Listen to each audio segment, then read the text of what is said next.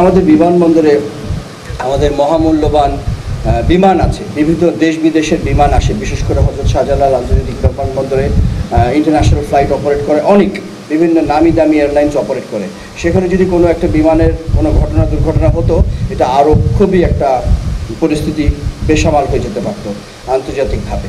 তো সেই কথা বিবেচনা করে আমরা কোনো মুহূর্ত কাল বিলম্ব না করে আমরা সাথে সাথে আমাদের বিমান সেনা থেকে ওখানে নিয়োগ দিয়েছিলাম ঢাকাতে, এবং একইভাবে অন্যান্য বিমানবন্দরেও কক্সবাজার, চট্টগ্রাম, কক্সবাজার এবং যশোর বিমানবন্দরেও আমরা আমাদের সহযোগিতা বাড়িয়ে দিয়েছি, এবং যেটা আমাদেরকে বেসামরিক বিমান চলাচল কর্তৃপক্ষ অনুরোধ করেছিল, সেই অনুরোধের কারণেই আমরা এখানে এসেছিলাম।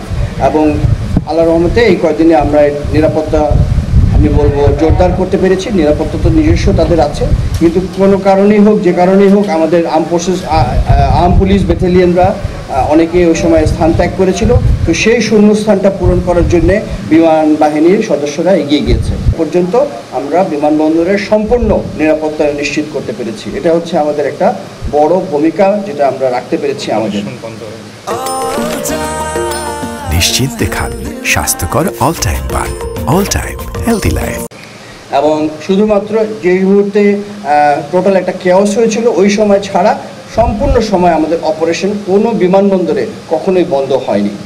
সেই জন্যে আমরা বিশেষ করে আমাদের বিমান বাহিনী যারা নিরাপত্তা দিয়েছিল তাদেরকে আমি ধন্যবাদ জানাচ্ছি। এখন আমাদের নিজস্ব মূল দায়িত্ব, যেটা আমি সবসময় বলি, আমাদের আকাশ প্রতিরক্ষা এটা চলমান আছে, এটা সবার কাছে দৃষ্টিগোচর হয় না সবসময় যে আমরা কি করছি। এই দায়িত্ব শান্তিকালীন, যুদ্ধকালীন যে কোনো সময় একটা চলমান জিনিস। সেই দায়িত্বের উপরে কিন্তু আমরা এখন যে দায়িত্ব পালন করছি সেটা আমরা করছি, এবং আমাদের সীমিত জনবল, এই সীমিত জনবলের মাধ্যমে আমরা আমাদের লোকজনকে বিভিন্ন জায়গায় বিভিন্ন রকমের, বিশেষ করে ঢাকাতে ইভেন ট্রাফিক নিয়ন্ত্রণ কাজ থেকে শুরু করে অন্যান্য কাজেও আমরা নিয়োজিত করেছি। আমাদের যে সার্চ অ্যান্ড রেস্কিউ ক্যাপাবিলিটি আছে, এটা আমরা যখন প্রয়োজন হচ্ছে যেখানে করছি। আপনারা হয়তো জানেন যশোরেও একটা হোটেলে অগ্নি সংযোগ করা হচ্ছিল, আমরা চেষ্টা করেছি আমাদের যথাসাধ্য যে কয়জনের জীবন বাঁচাতে পারা যায় তাদের জীবন বাঁচানোর চেষ্টা করেছিলাম।